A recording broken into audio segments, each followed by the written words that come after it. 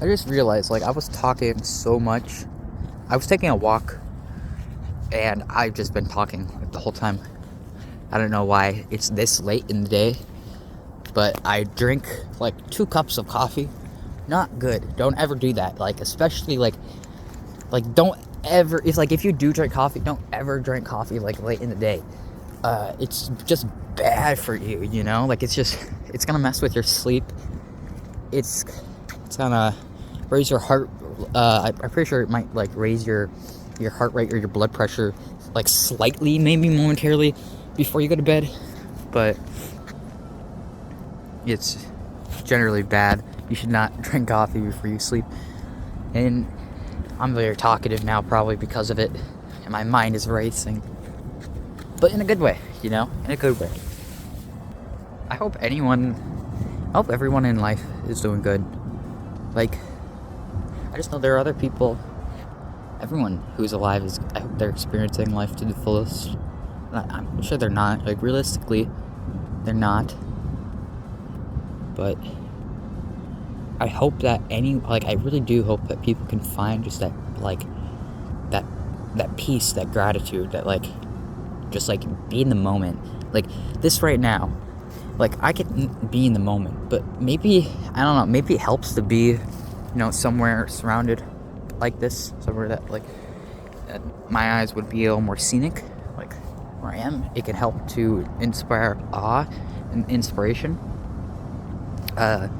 which is very romantic, you know. That's like big time romanticism, and it's true. Nature is a source of inspiration. It is awe-invoking or evoking. It can build up a lot of emotions, and there's a reason why a lot of authors use nature to represent the turmoil of their characters. Because look at this moment. Think like Batman. When you hear Batman, you probably think of something. You think of a certain environment. I'm sure. I know. I think of Gotham. You know, and I'm sure we all know what Gotham is like. It just has that vibe to it, and that's probably a bad example. That's not nature. That's a post-industrial nature. That's human nature. No. I just say that because I find myself thinking, like, when I always compare to, like, ourselves to nature, like, oh, we do this to nature. How was nature before nature? It's, you know, I mean, literally, obviously, we're a part of nature, you know.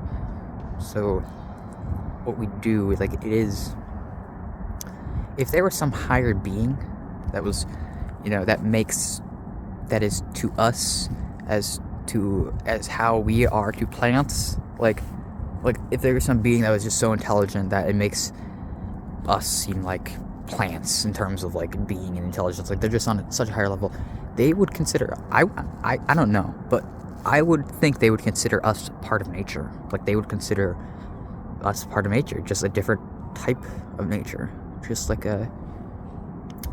something integrated into nature, like a bird nest in a tree, or a beaver dam, or like a cobweb, or a bee nest, something like that, just on a much grander, more complex and emergent scale, on a global scale,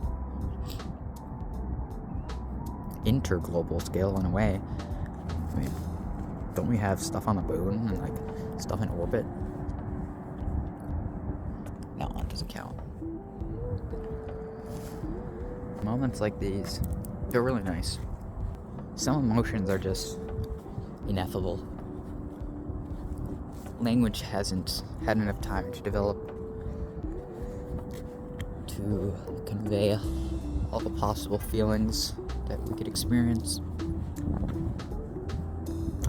and all the things that we categorized or quantify.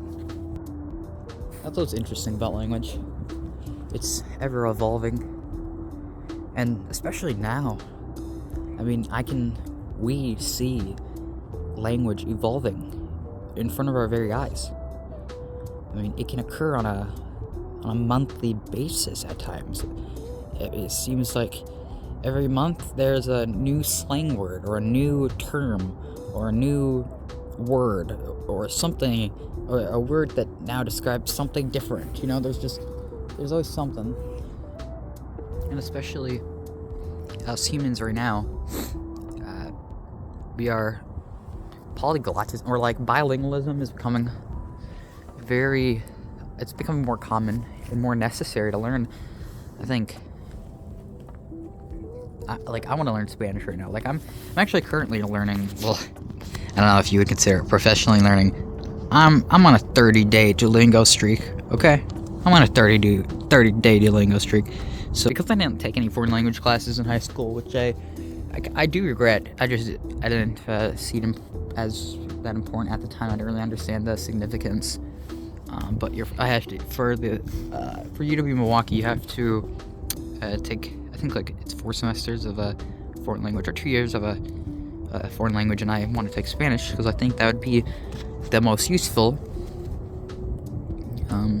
It's like the second most common language in North America, or in the Americas in general. We can speak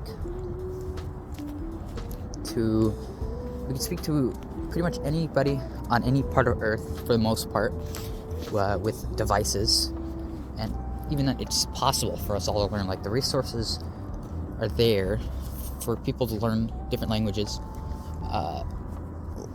Linguistics is really diverse. There's like something that's on my to-do list is to learn I think it's called like the International Phonetic Alphabet. IPA? I think it's like IPA.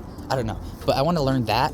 And then something that's also on my to-do list, linguistically speaking, is I think it would be cool to learn Pi, like Proto-Indo-European. I think that would be pretty cool to learn, just as something fun to do, along with like the International Phonetic Alphabet. I think that would be pretty interesting to learn as well. And then I could just like it would expand my horizon. That's what I like. I like learning in breadth, because it can really expand your perspective on things when you can think about things from so many different areas. Like this is kind of like the trend when I speak. It's just a bunch of different topics. Like one moment I'll be talking about self-improvement, and then the next I'll be talking about economics, and then I'll be talking about entrepreneurship, and then I'll be talking about politics, then I'll be talking about like humanity's future, and then I'll be talking about history, and then I'll be talking about futurism, and then I'll be talking about like technology, and then science, and then AI, and then space travel, and then molecular engineering, and then just a whole bunch of other stuff. And then it just ends up being like a philosophical rant and practicing esoteric occult practices. No, just kidding. But yeah, like I don't know, I just get sidetracked in a bad way. Like in a bad way, I'd say. Cause like I can think about certain things, but then it's not really important. I mean, it is important, but it would be more beneficial if I could like stay on one topic. But then, you know, I kind of think in breadth. I think laterally instead of like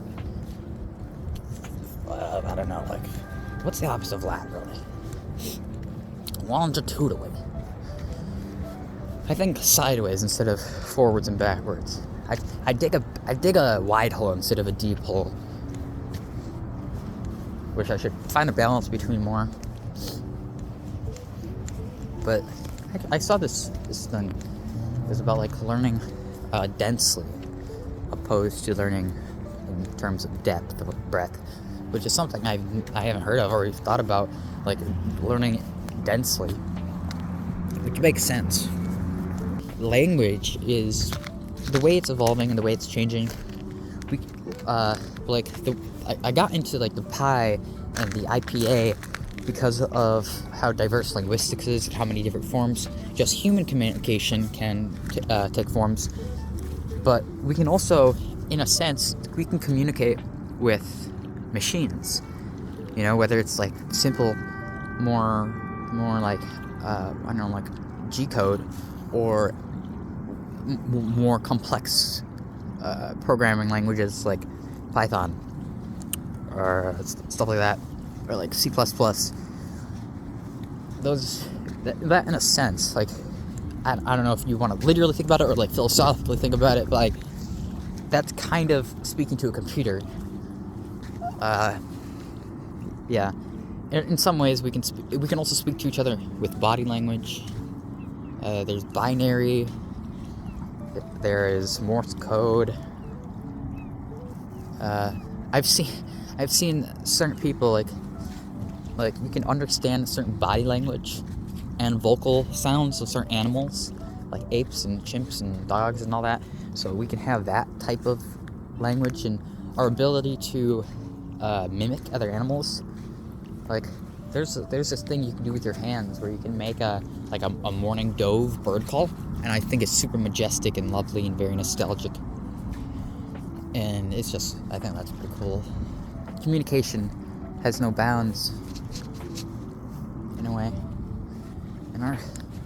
And whether it's not like a linguistical system or a whole different language system in itself, our mediums for communication, our mediums for communicating this language is very diverse. Especially with the use of technology. We can send something on any part of the world to another person on the world in seconds, and it just gets better. And we keep growing. But yeah, I really do hope that people can find a moment in their life to be extremely at peace and at awe with the current state. Even if there are certain things that are stressing you out in life, I really do believe that it is possible to find some sort of beauty in it all. Even if you're struggling to some extent, of course. I do believe that you can find some sort of not contentness, but some sort of just peace with it all, with the chaos and with the ordered. Finding peace with what's good and with what's bad. But that is not to say to let yourself succumb to these things. But it's just a fresh, different perspective.